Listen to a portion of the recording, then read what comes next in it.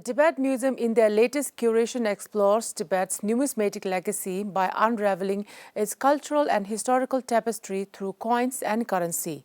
It highlights the evolution of Tibetan currency as a tangible reflection of the region's diverse influences, providing a unique insight into Tibet's past. To tell us more on these rare collections, the historical background and what they symbolize, I am very happy to have the director of Tibet Museum, Mr. Tenzin Topdhen, in our studio today. Tashtilek and welcome to our program, Topdhen. Thank you for having me. I think it's very commendable that Tibet Museum curates interesting and important exhibition for public view back to back. And last time when you were here, we discussed about the Mapping Tibet exhibition. And this time you have the numismatic legacy of Tibet. So can you tell us the importance of numismatic legacy of Tibet in this day and age? The numismatic heritage of Tibet as a temporary exhibition was curated primarily with the objective of remembering and thank our ancestor, the ancestor who had done a noble deed, back in Tibet for the time immemorial. And particularly if you look at the history from the 1791 onward, when we first have our own self-reliant coin, which we called in Tibetan Choksom Shenga, was one of the most recommendable work, because there onward I think we have more tangible elements to substantiate that Tibet historically was independent. And secondly, through this exhibition, we want to, gratify and thank our beloved donor, because during the course of making of this new Tibet Museum, which is from 2017 to 2022, for the 5 years, we have number of donors, particularly from India, Nepal, and abroad, who have, voluntarily contributed to the making of this museum. And during this course, we got a lot of coins and currencies, and we can't display all of them in our permanent exhibition. And through this temporary exhibition, particularly the coin and currency, we were able to showcase the important contribution. So that is number 2. And the third one is during the course of this making up of or curating this exhibition, we found various challenges. And the most challenging thing was getting the correct information or correct resources. So through this exhibition, we want to make a little bit contribution toward the research field. So these are the 3 main I think objective or the mission of why we host and curate this numismatic heritage of Tibet. And at the temporary museum right now, what are the broad subsections of numismatic heritage? Okay, so once a visitor enter this temporary exhibition, what he or she will see is on the right-hand side, right at the beginning, we try to showcase the history of coins, how coins were like different kind of coins were there in terms of the historical importance, in terms of the sign and symbol, in terms of their material values, So this is the first section, and then followed by the second section, which encapsulated the currency, how currency was made, and what are the different denomination of currency right from the 1912 onward. And the final section is on the which the visitor will see a large map of Tibet, particularly around Lassa.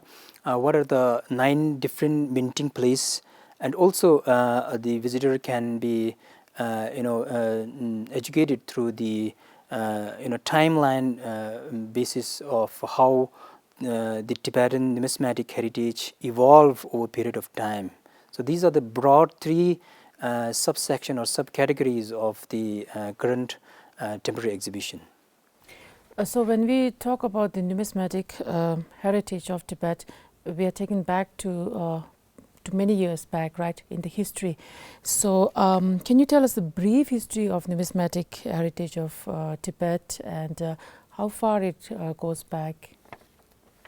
So as I said, out of these three broad subsection, one is on the timeline of how the numismatic heritage evolved. So to give you a snapshot of what exactly happened in this timeline is the Tibetan numismatic heritage can be, brought back to the 4,000 years ago kind of, in the timeline where most of the Tibetans, the way of transaction happened through the cowrie shell. In Tibetan we call it tumbu, and this act as the the transactional value system. And before that, before the barter system as well, we have the animals, salt, and also some nuts. By and large, it is the commodities which were transacted as a value to make sure that the transaction happen. And the next era happens at the 4th century when Purgil Empire captured part of Tibet. During that time, gold was transacted as a goods. So gold was the prime transactional value. And then followed by the 7th century, where King Songtsen Gampo, under his leadership, the legal code of conduct was introduced, where there was further standardization of the transaction. And in Tibetan we call it Jelshor Deksum. So primarily it tried to standardize the length, volume, and weight of all the substances. And then during the mid 17th century till the end of the 8th century, for around 150 years, the Tibetan largely the transaction happened through the mohar coins of the three major kingdom of Newari, which in the current Nepal it is called the Kathmandu, Patan, and Bhaktapur. So from these three the kingdom, large mohar coins were used as the transactional value. But unfortunately, due to the Gorkha Tibetan conflict, finally in 1791, under the leadership of great 8th Dalai Lama and Jambel Gyatso, we ceased to use the Nepal mohar coin, and there comes our first self-reliant coin, which we call it Choksum Shenga, so which was in Tibetan year, but if we convert it into the Western year, it comes to 1791. So there onward we have our own first coin.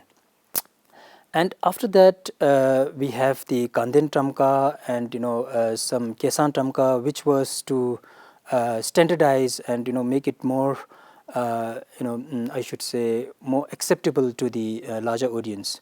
And till date we have around and from 1791 till Chinese force came to Tibet, we have around 12 different silver coins and around 8 to 9 different copper coins, and one I think one gold coin as well. And around and under the leadership of 13th Dalai Lama, we started making the paper currency, that is in year 1912 onward.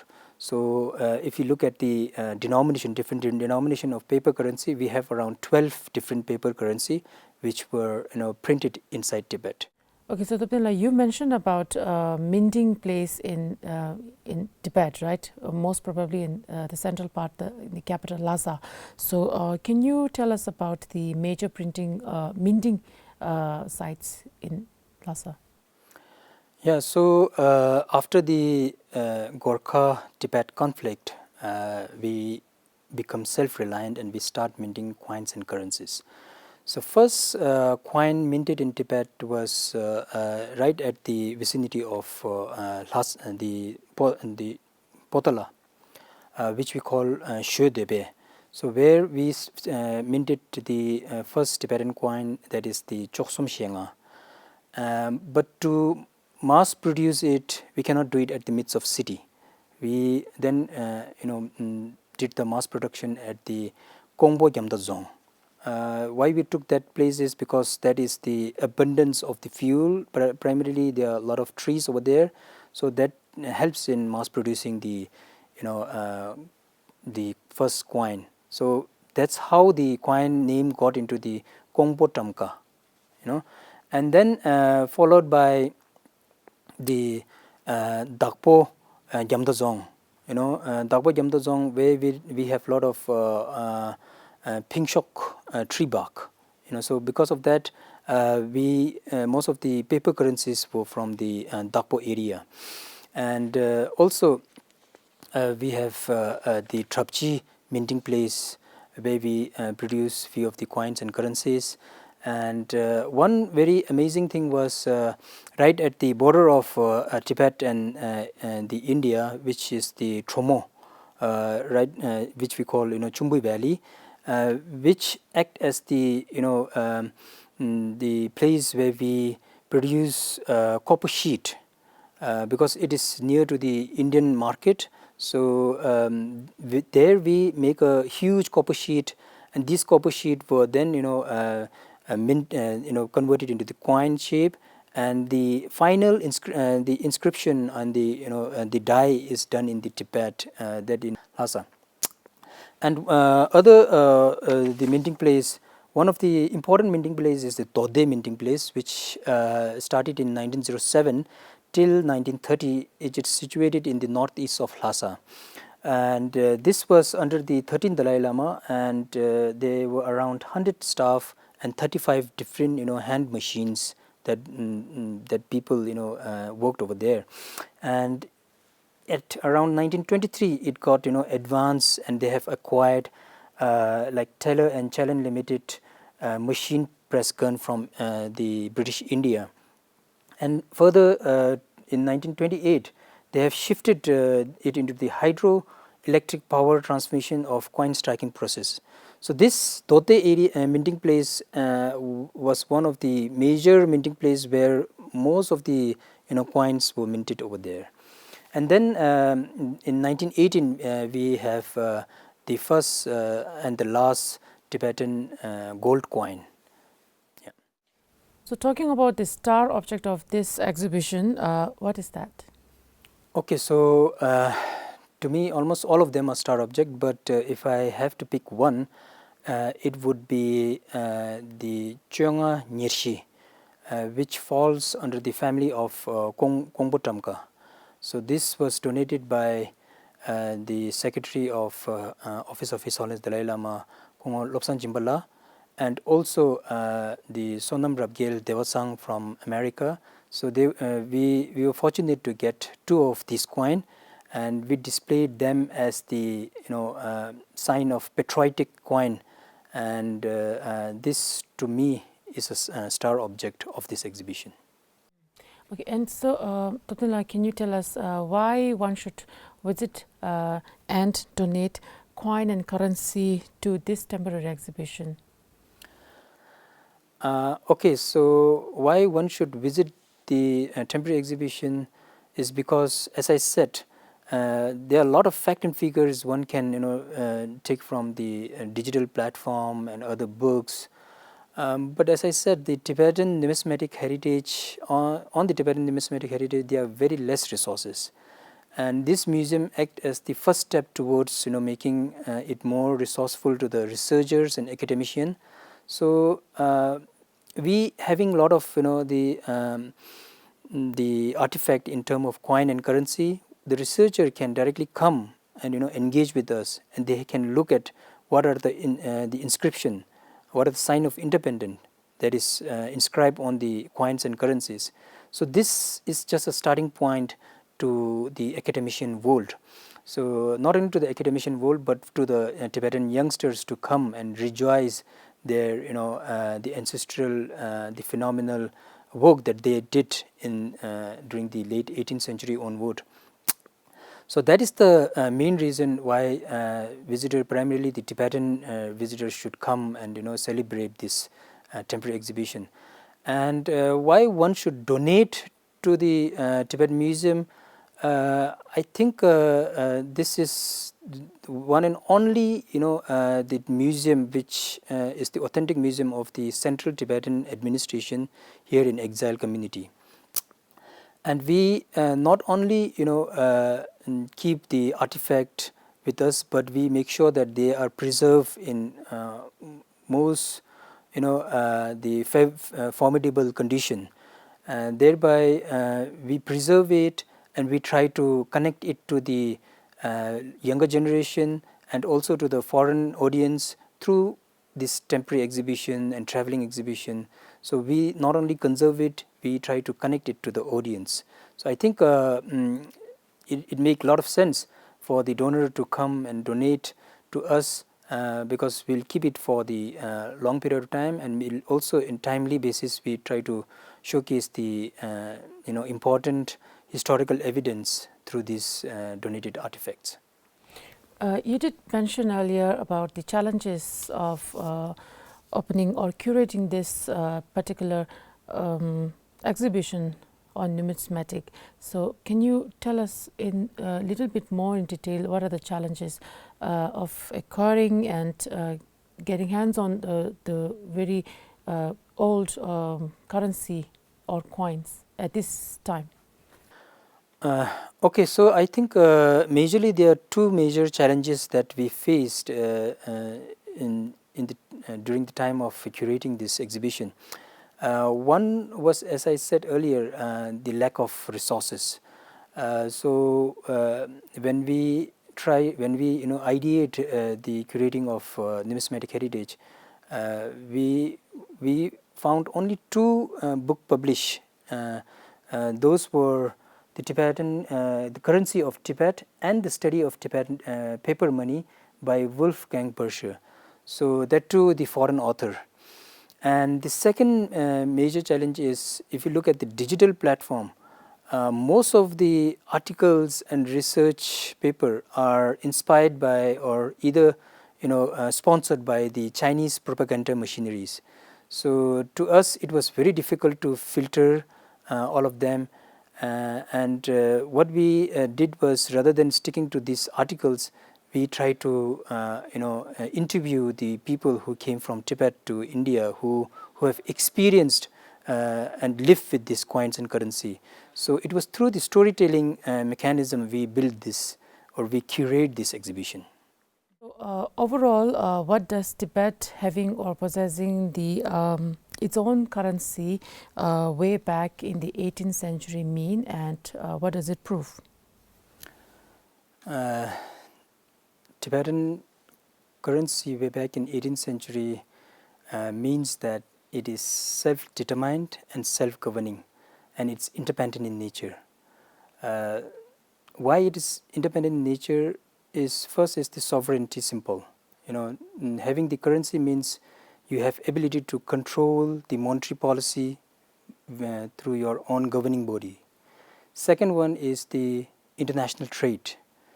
Having the own currency and coin means, with this tangible symbol you can do the international trade around the neighboring countries. And the third and most important thing is the cultural identity. Most of the coins and currencies, they have the cultural significance. They are inscribed by the unique cultural elements during that era. Like we have the 8 auspicious sign behind most of the coins, and also we have the snow lines, we have the dharma wheels. So these signs and symbols are the pride and identity of a nation. So coins and currency doesn't only means the transactional or the face value, but they are more than that. What are they? They signifies the independence, they signifies the sovereignty, they signifies the self-determination to do the domestic as well as international trade. And also if you look at the 193 nations that is under the United Nations, if we ask all of them what are the main three elements which signifies the independence of each country, I think their numismatic heritage will come at the top. Topdhen, so it is always wonderful having you on our program, and thank you so much for your time today. Thank you so much. It's all my delight. To enhance the visitor experience, the exhibition fosters a deeper appreciation of Tibet's currency through interactive displays, multimedia presentations, and testimonials.